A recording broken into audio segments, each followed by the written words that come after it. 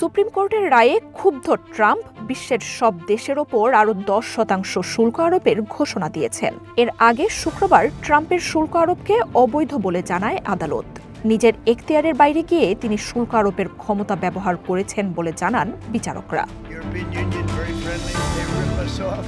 আদালত বলছেন, Trump international emergency economic powers act প্রয়োগ করে ওই শুল্ক আরোপ করেছিলেন।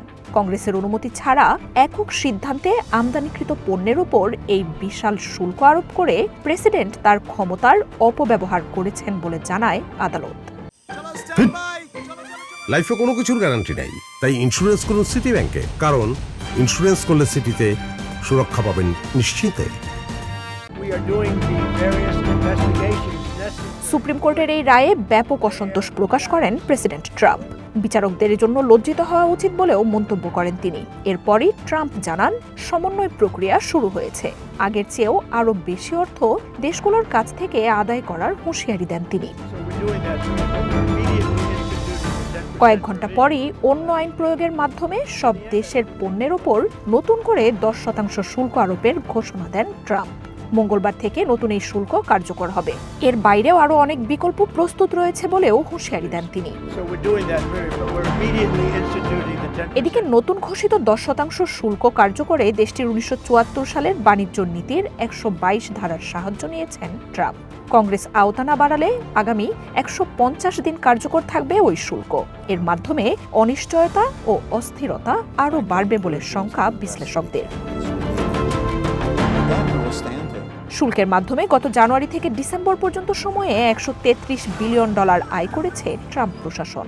অবৈধ ঘোষণা করা হলেও আদালত শুল্কের মাধ্যমে গৃহীত সেই অর্থ ফেরত দেওয়ার কোনো নির্দিষ্ট রায় দেননি।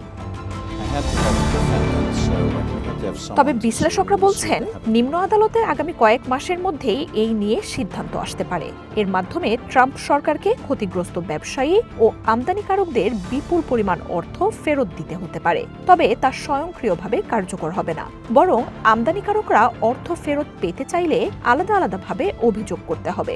এর ফলে কয়েক লাখ কর্পোরেট প্রতিষ্ঠান ট্রাম্প প্রশাসনের বিরুদ্ধে আইনি লড়াইয়ে অন্তর্ভুক্ত হবে। আমেরিকার ট্রেড সেক্রেটারি স্কট বেসেন্ট বলছেন, প্রেসিডেন্ট শুল্ক প্রয়োগের মাধ্যমে দেশগুলোকে দ্রুত আলোচনার টেবিলে আনতে পেরেছেন। এখন সেই একই কাজের জন্য বিকল্প পথ খোঁজা হবে। ট্রাম্প প্রশাসন বিভিন্ন দেশের সাথে বাণিজ্য চুক্তিতে শুল্ক নীতিকে ব্যবহার করেছেন। সুপ্রিম কোর্টের রায়ে শুল্ক অবৈধ হওয়ায় এর উপর ভিত্তি করে স্বাক্ষর হওয়া বাণিজ্য চুক্তি ঘিরেও প্রশ্ন উঠছে।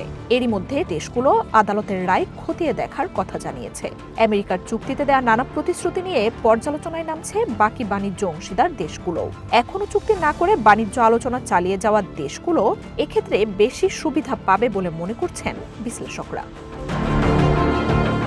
মার্জিয়া উপমা, ওয়ান ইন্টারন্যাশনাল ডেস্ক।